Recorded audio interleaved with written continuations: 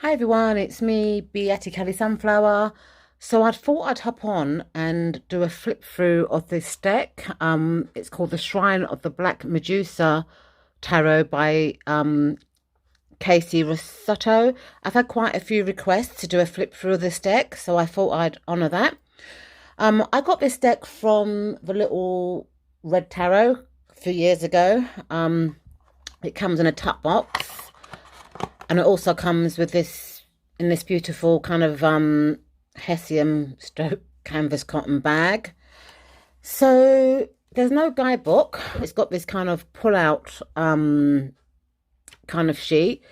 And you can request it to be in large print as well. If you email blackmedusatarot@gmail.com, they will send you a large print. So it was published in 2017. It's 3 years old, and it's supposed to be the first black FOF deck. It kind of gives you just a sentence or a line, I should say, for each of the suits. And at the back, it's got the archetypes for the major arcana. Some of the names have been changed actually. So let's flip through these cards. Comes with these lovely backs. Aren't they gorgeous? Okay, so cardstock. It's mediocre, I would say. They've got a nice sheen kind of finish. Let's flip these cards around and start with the major arcana. So, okay, so you've got 0, which is the 4, and it's been titled Trickster, sorry, by Casey. It's a very busy deck, to be quite honest. And then the Magician is the Magnus. The High Priestess. Horizontal. Then you had the Empress.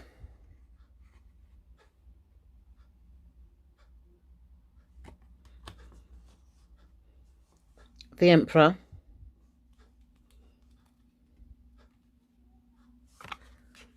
The Hierophant there. It's a very busy deck. The Lovers. Got 2 female lovers. The Chariot.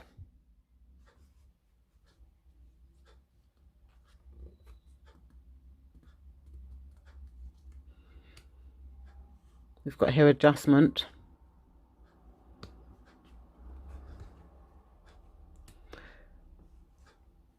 You've got the Hermit.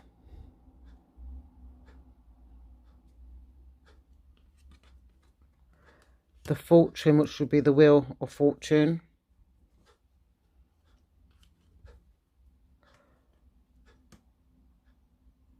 You've got Lust. The Hangman.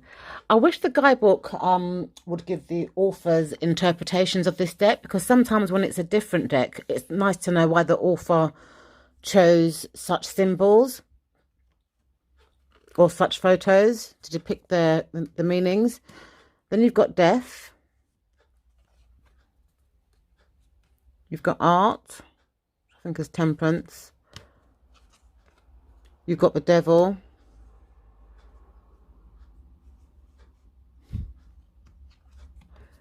The Tower. The Star. The Moon. The Sun.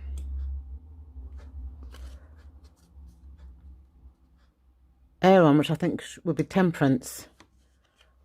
And the Universe, which would be the World. So moving on to the suit of discs, or pentacles as they'll be called in a mainstream deck. You've got the Ace of Pentacles, the Two of Pentacles,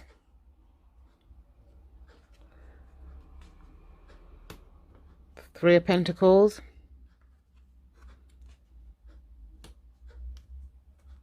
This is the Four of Pentacles. It's landscape. The Five of Pentacles is also landscape.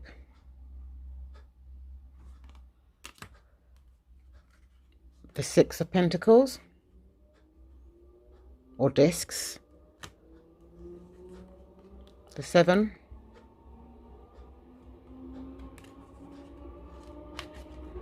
The Eight of Pentacles. The Nine of Pentacles. And the Ten of Pentacles. Then moving on to the court cards. You've got the Princess of Discs, which would be the Page. You've got the Prince of Discs. The Queen of Discs. And the Knights are what are traditionally the King.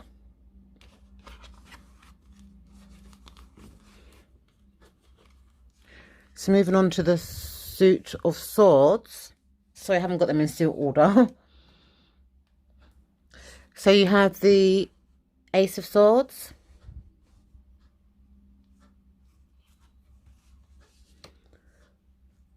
The Two of Swords. The Three of Swords.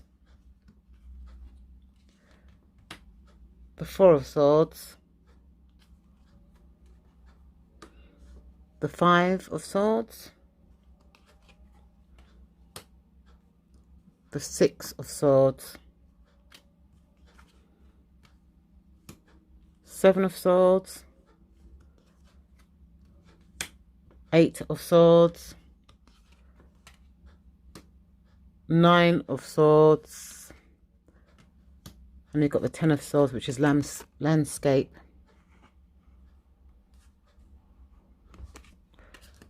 Then you've got the Princess of Swords, which would be the Page.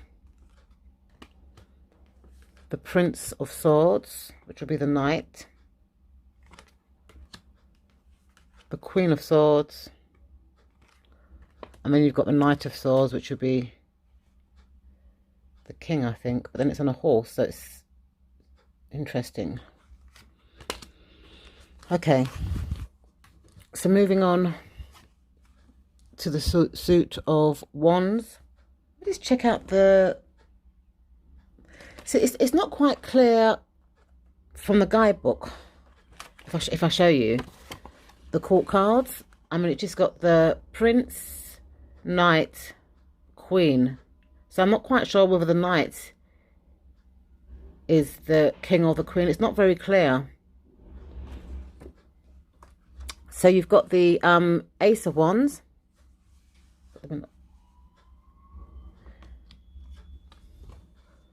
The Two of Wands.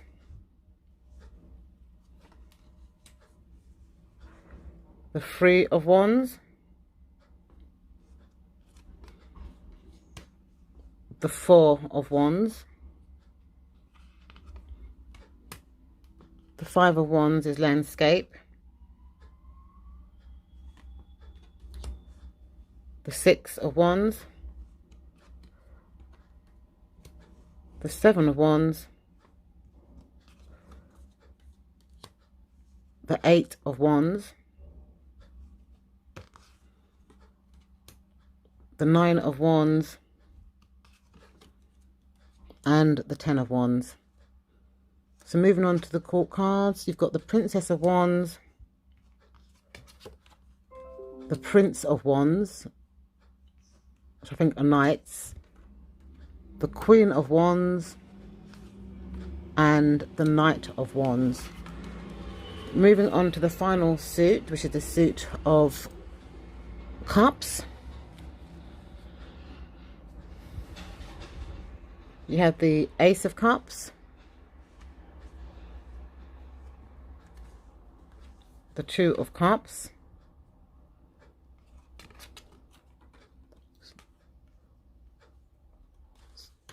The Three of Cups. The Four of Cups.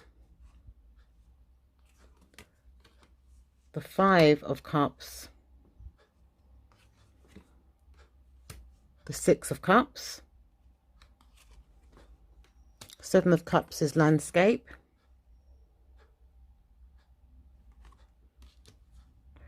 The Eight of Cups. The Nine of Cups. And the Ten of Cups. Moving on to the court cards, you have the Princess of Cups, the Prince of Cups, which is landscape,